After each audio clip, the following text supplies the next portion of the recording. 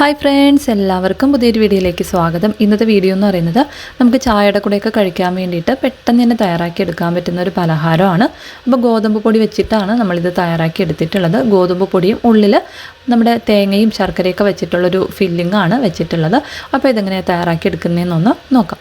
അപ്പോൾ അതിനായിട്ട് ഞാനൊരു ബൗളിലേക്ക് 1 കപ്പ് അളവിൽ ഗോതമ്പ് പൊടി ചേർത്ത് കൊടുത്തിട്ടുണ്ട്. ഇതിലേക്ക് ഒരല്പം ഉപ്പ് കൂടെ ഒന്ന് ചേർത്തതിന് ശേഷം 1 ടീസ്പൂൺ അളവിൽ നെയ്യ് കൂടെ ഒന്ന് ചേർത്ത് കൊടുക്കാം.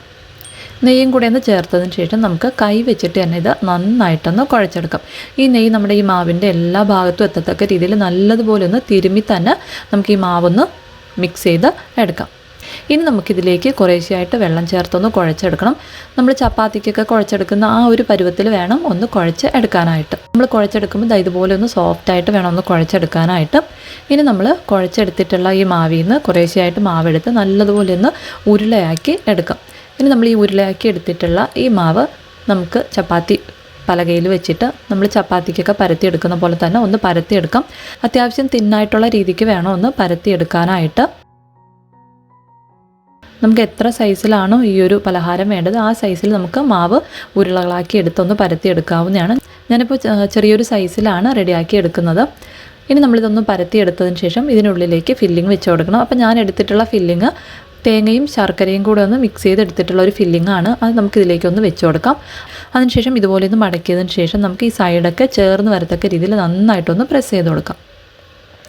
നല്ലതുപോലെ ഒന്ന് പ്രസ് ചെയ്ത് നന്നായിട്ടൊന്ന് ചേർത്ത് വെച്ചതിന് ശേഷം നമുക്കൊരു ഫോർക്ക് വെച്ചിട്ട് ഇതുപോലെ ഒന്ന് പ്രസ് ചെയ്തൊരു ഡിസൈനാക്കി ഒന്ന് എടുക്കാം. ഇപ്പം ഞാൻ ഒരെണ്ണം ഒന്ന് റെഡിയാക്കി എടുത്തിട്ടുണ്ട്. ഇതുപോലെ നമുക്ക് ബാക്കിയുള്ള മാവിലും ഫില്ലിങ്ങൊക്കെ വെച്ചിട്ട് ഒന്ന് റെഡിയാക്കി എടുക്കാം. ഇനി നമുക്കിതൊന്ന് ഫ്രൈ ചെയ്തെടുക്കണം. അപ്പോൾ അതിനായിട്ട് എണ്ണയൊന്ന് ചൂടാകാനായിട്ട് വെച്ചിട്ടുണ്ട്. എണ്ണ നല്ലതുപോലെ ചൂടായതിനു ശേഷം മീഡിയം ഫ്ലെയിമിലോട്ട് മാറ്റിയിട്ട് നമ്മൾ റെഡിയാക്കി വെച്ചിട്ടുള്ള ഈ പലഹാരം നമുക്ക് എണ്ണയിലേക്കൊന്ന് ഇട്ട് കൊടുക്കാം. നമ്മൾ കനം കുറച്ച് പരത്തിയിട്ടുള്ളത് കൊണ്ട് തന്നെ നമുക്കിത് പെട്ടെന്ന് തന്നെ വെന്ത് കിട്ടിക്കോളും. ഒരു സൈഡൊന്ന് വെന്ത് കഴിയുമ്പോഴത്തേക്കും നമുക്കിതൊന്ന് മറിച്ചിട്ട് കൊടുക്കാം.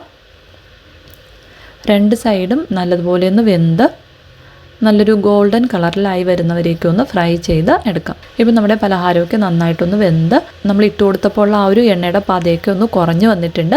ഈ ഒരു സമയം നമുക്ക് എണ്ണയിൽ നിന്ന് കോരി മാറ്റാവുന്നതാണ്. ഇതുപോലെ നമുക്ക് ബാക്കി നമ്മൾ റെഡിയാക്കി വെച്ചിട്ടുള്ള മാവ് നമുക്ക് എണ്ണയിലേക്കിട്ടൊന്ന് ഫ്രൈ ചെയ്ത് എടുക്കാം. നമുക്ക് ഈ ഒരു ഫില്ലിങ്ങിന് പകരം നമുക്ക് ഇഷ്ടമുള്ള ഫില്ലിങ് യൂസ് ചെയ്യാവുന്നതാണ്. അപ്പോൾ എന്തായാലും ഒന്ന് തയ്യാറാക്കി നോക്കുക. നിങ്ങൾക്ക് വീഡിയോ ഇഷ്ടപ്പെടുകയാണെന്നുണ്ടെങ്കിൽ എന്തായാലും ഒന്ന് ലൈക്ക് ചെയ്തേക്കണേ. അപ്പോൾ പുതിയൊരു വീഡിയോയിലൂടെ നമുക്ക് വീണ്ടും കാണാം. അതുവരെ താങ്ക് യു, ബൈ.